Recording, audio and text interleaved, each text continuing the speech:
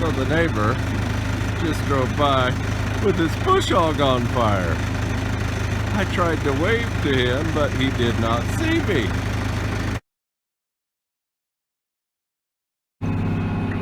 Okay guys, welcome back. We're going to talk a little bit about the transition on the new land here. And so what I am doing right now, and I will stop when I get to the other end here, but on this flat hilltop, there was a place where the previous farmer liked to park his semis and bring the grain carts here. And so we had a area of real good compaction. And so we're not using the big tractor, we're out here with the 6180 and the chisel. I don't want to subsoil this, but I do want to open it up, this flat ground where he parked the semis, and there were issues with compaction. So I've got the chisel and I'm going, I don't know, 10 or 12 inches deep, which will be adequate for what we're doing here.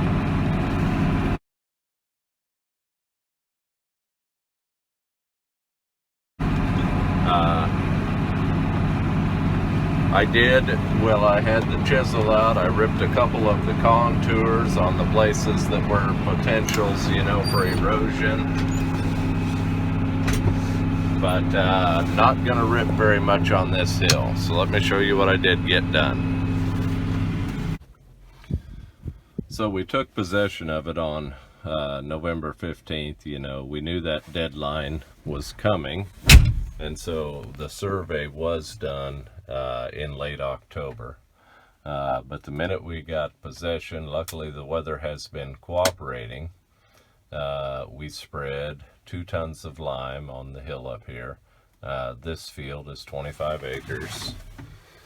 And then we came out here. You can still kind of see my dark tracks. There is a little bit of concentration with the Myers manure spreader. It doesn't spread perfectly uniformly, but so then we came out here and we spread somewhere in the vicinity of 15 ton. Could have been as high as 18, could have been as low as 12. You know, it's kind of hard to estimate tonnage on manure, especially when you're working with moisture. And the manure piles did have 2 3/4 inches of rain there in October on them. So they were thoroughly re-wetted and very heavy.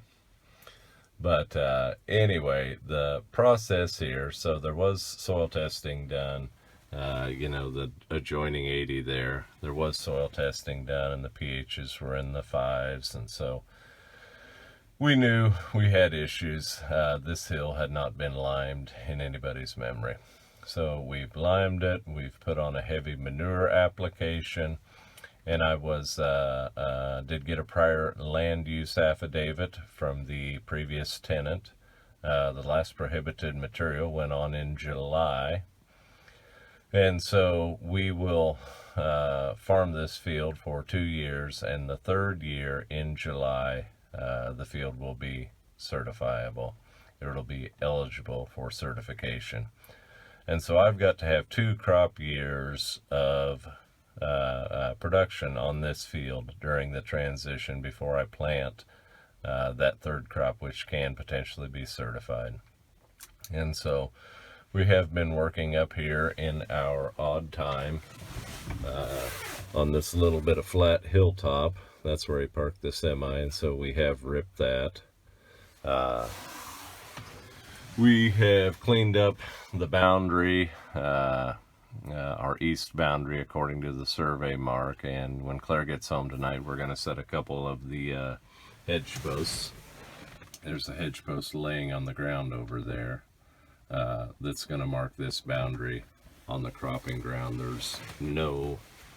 There were no fences up here, and so we got the survey done. It is true, and now we will start setting some good big hedge posts to mark that boundary. The grass boundary over there, we have set all the hedge posts on it, and the wire's ready to string. So we have been working on the farm, define the boundaries, come up with a management plan. And so back to the management plan. I've tossed it around in my head of whether to try and, in effect, conventionally crop this for 2 years of the transition and not use any inputs, or to go organic. And I have decided, the previous cropping history on this hill is 4 years of corn. And so the ground is probably in a pretty depleted state as far as soil health goes. And so I have decided to, for the 2 years of the transition here, rather than concentrating on a cash crop, to concentrate on soil building crops. And so the plan now, we spread the lime, spread the manure, and then I did disc the ground. I don't like soil bare going into winter, but for what I plan to do, it is necessary. And so I will come out here early next spring and sow oats and sow clover on the hill.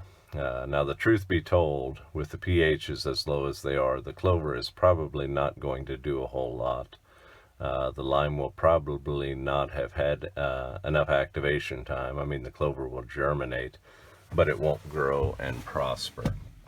And so there's one legume that does grow and prosper, and that is cowpeas. And so the plan now for this first year is to work the ground this fall, come out next spring, sow oats and clover, and then seeing what the moisture situation does to us next June, July. We can take the oats for grain, or we could hay them and feed them to our cows. And then after the oat harvest, whether it be hay or grain, I will probably come back with cowpeas.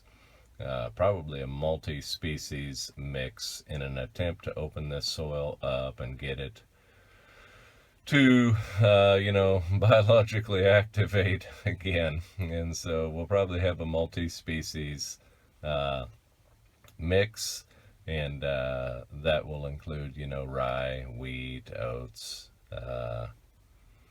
turnips, cowpeas, potentially radishes, and it will probably also include Sudan, like I've done on my other fields. By then we'll have the fences up, and we will potentially be able to graze this. And so even if we have a dry year and the oats fail and they're not worth haying, letting them go to seed would not be a problem, or letting some of them go to seed. We will have the fence in place by then, so we will have the potential to graze this hill if we need to. And so that gets us through the first year, and then based upon how that cover crop does, I have not decided on the second year what we will do yet. Probably not cash grain. The options would be, if the cover crop did outstanding and the moisture profile was adequate, I could roll the dice and try a wheat crop. Wheat prices are relatively high. I could plant the cover crop, let it grow and go through its little cycle, and then chisel the field and try and get some wheat timely planted if I thought I had to have a cash grain. But in general, the thought process is that I will, instead of using my current organic ground for forage production, I will use this transitional ground for forage production and use the organic ground that I already have to pay for the transition on this farm. That looks like it will have a higher potential return.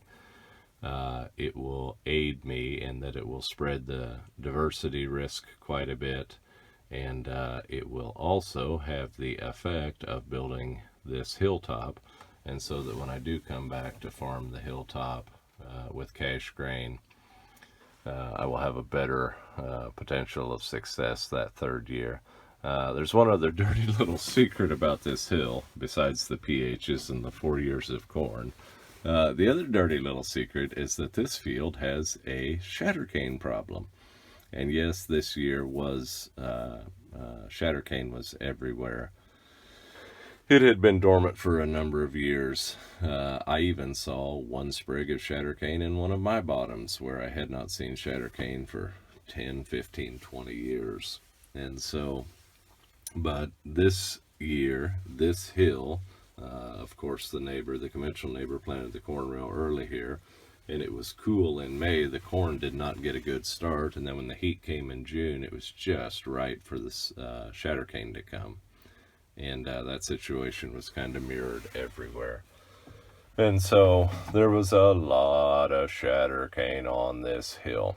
And in terms of grazing livestock, that's not necessarily a problem. And in terms of the oats crop, the shatter cane won't bother anything because the oats will have dominance before the shatter cane even thinks about getting started. But in terms of an organic row crop like soybeans, the shatter cane has the potential to be a disaster. And so that was why I decided not to try and, row crop farm this hill during the transition, at least this first year. And so, anyway, a lot of talking there, but it is relative to, the thought processes that are going into how do I take conventional ground and convert it to certified organic production. Sure is a pretty view on the hilltop here. We can see all the way into the distances. But we will finish our ripping job here and we'll get ready to set some posts this afternoon. Thanks for watching.